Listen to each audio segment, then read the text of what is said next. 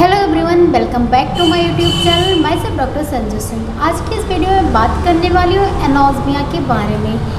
Anosmia वो condition होती है जहाँ पे जो हमारी एबिलिटी होती है, जो हमारी सेंस ऑफ स्मेल की एबिलिटी होती है, वो या तो डिमिनिश हो जाती है, पूरी तरीके से ख़त्म हो जाती है, यानी कि पार्शियल या फिर कंप्लीट लॉस ऑफ स्मेल हो जाती है। तो आज मैं इसी के बारे में आपको डिटेल में बताने वाली हूँ कि इसके कॉजेज़ क्या होते हैं, क्या सिम्टम्स देखने को मिलते हैं। साथ ही साथ इसके लिए टॉप 3 होम्योपैथिक दवाइयों के बारे में बताऊँगी जो बहुत यूजफुल होती है एनोस्मिया की कंडीशन में।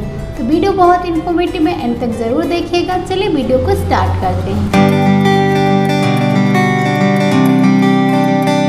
दोस्तों, वीडियो में आगे बढ़ूं उससे पहले अगर आपने मेरे चैनल को अभी तक सब्सक्राइब नहीं किया तो चैनल को सब्सक्राइब करके बेल आइकन ज़रूर प्रेस कर लीजिएगा। इससे आपको मेरी अपकमिंग वीडियोज़ की नोटिफिकेशन मिलती रहेगी। अब बात करते हैं लॉस ऑफ स्मेल के बारे में। तो फ्रेंड्स, लॉस ऑफ स्मेल वो कंडीशन होती है जहाँ पे स्मेल लॉस हो जाती है। कई बार ये कंप्लीट होता है, कई बार ये परमानेंट होता है। कुछ बच्चों में ये कंडीशन जो होती है कंजेनाइटल होती है, यानी by birth he problem present होती है। और कई बार क्या देखा जाता है कि अराउंड 20% केसेस में एनोस्मिया के क्या कारण होते हैं वो कभी पता नहीं चल पाता। उस कंडीशन को इडियोपैथिक एनोस्मिया कहते हैं। जनरली होता क्या है, जब भी कोई ऑर्डर आता है, कोई भी स्मेल आती है, तो हमारी नोज़ में ऑल्फैक्टरी रिसेप्टर्स प्रेजेंट होते हैं जो कि उस ऑर्डर को सिग्नल के थ्रू, एक जो ऑल्फैक्टरी नर्व होती है उसके थ्रू हमारे ब्रेन में भेजते हैं।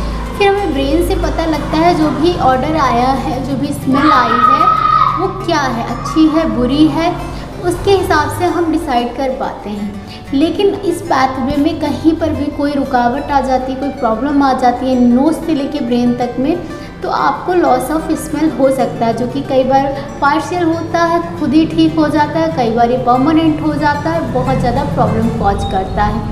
अगर सिम्टम्स की बात करें, लक्षण की बात करें कि तो डिपेंडिंग ऑन कि आपको किस कॉज की वजह से हुआ है, उसके लक्षण आपको देखने को मिल सकते हैं। जनरली क्या होता है, ब्लॉकेज होती है नोज़ की, नेजल डिस्चार्जेस होते हैं, ड्राइनेस ऑफ नेजल म्यूकोजा हो सकता है, कई बार पोस्ट नेजल ड्रिपिंग भी देखने को मिलती है, पेन भी फील हो सकता है अगर आपको बहुत ज़्यादा साइनोसाइटिस वगैरह की प्रॉब्लम है तो।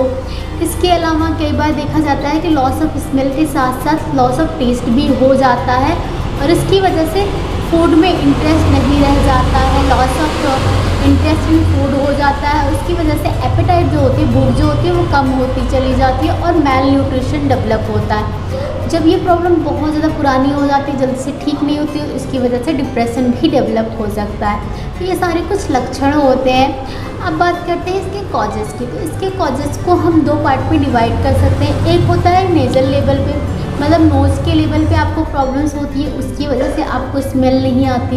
एक होता है कि ब्रेन के लेवल पे आपको प्रॉब्लम हो रही है, ब्रेन में कहीं प्रॉब्लम हो गई, स्कल में कोई प्रॉब्लम हो गई, उसकी वजह से आपको स्मेल नहीं आ रही है। तो अगर नेजल लेवल पे हम बात करें तो उसमें आपको साइनोसाइटिस की वजह से हो सकता है, या फिर एलर्जिक राइनाइटिस की वजह से हो सकता है, नॉन एलर्जिक राइनाइटिस की वजह से भी ये प्रॉब्लम हो सकती है। साथ ही साथ इन्फ्लुएंजा में ये प्रॉब्लम देखने को मिलती है, और इसके अलावा कॉमन कोल्ड में भी ये प्रॉब्लम कुछ हद तक देखने को मिलती है।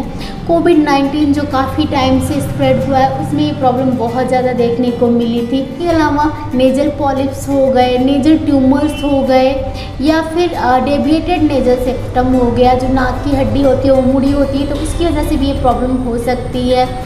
इसके अलावा क्या होता है कि एजिंग बहुत बड़ा फैक्टर होता है। एजिंग के साथ साथ हमारे जो सारे सेंसेस होते हैं उनमें क्या होता है, कमी आती है, वो थोड़े से रिड्यूस होते हैं, सेंसेस हमारे कम होते जाते हैं। तो उसी तरीके से हमारे स्मेल की जो सेंस होती है वो भी कम होती है।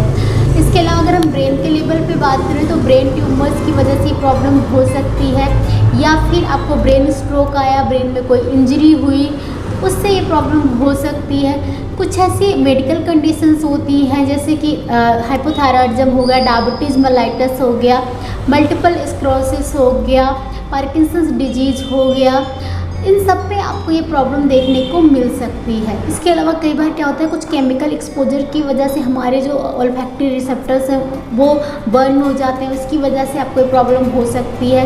या फिर आप बहुत लंबे टाइम से एंटीबायोटिक्स ले रहे हैं, एंटाहिस्टामिन मेडिसिन ले रहे हैं, तो उसकी वजह से प्रॉब्लम्स हो सकती हैं।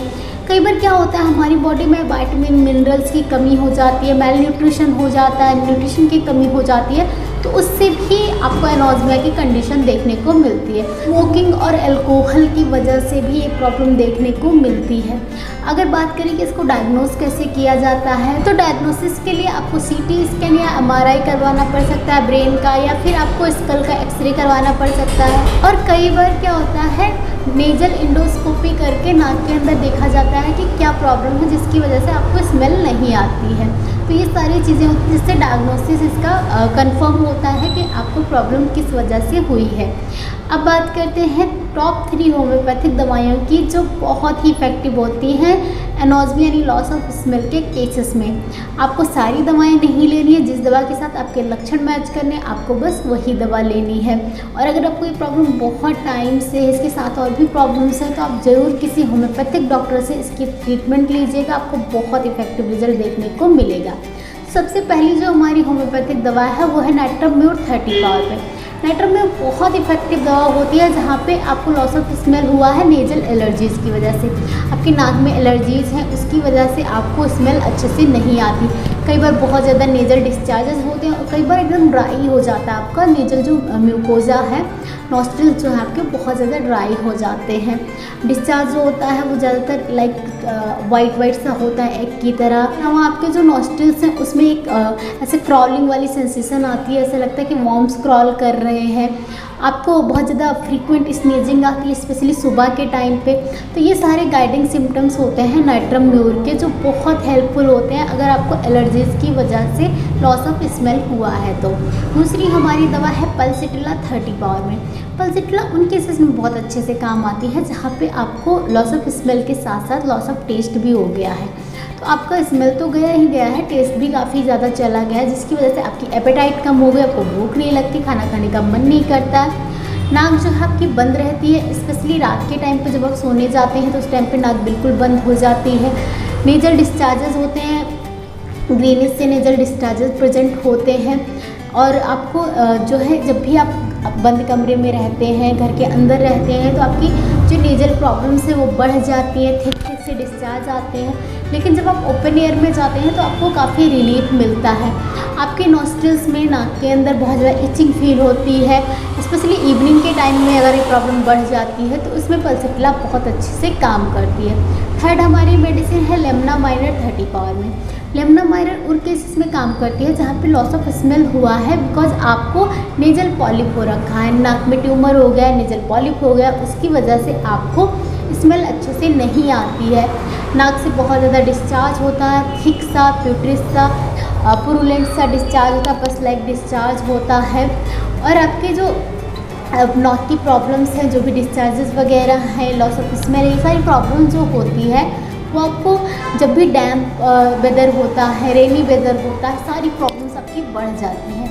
ऐसे केसेस में लेमना माइनर बहुत अच्छे से काम करती है। फ्रेंड्स, ये 3 बहुत ही इफेक्टिव होम्योपैथिक दवाइयाँ हैं। इसके अलावा बहुत सारी दवाइयाँ जैसे कि Silesia, हिपार Surf, Kali Bai, Calcarea का, फास्फोरस, जो बहुत अच्छे से काम आती है लॉस ऑफ स्मेल के केसेस में, डिपेंडिंग ऑन कि आपको कारण क्या है, किस वजह से डेवलप हुआ है, लक्षण क्या है। फ्रेंड्स, अगर आपको भी ये प्रॉब्लम है तो आप ज़रूर होम्योपैथिक ट्रीटमेंट लीजिएगा, उसके रिजल्ट मेरे साथ ज़रूर शेयर कीजिएगा।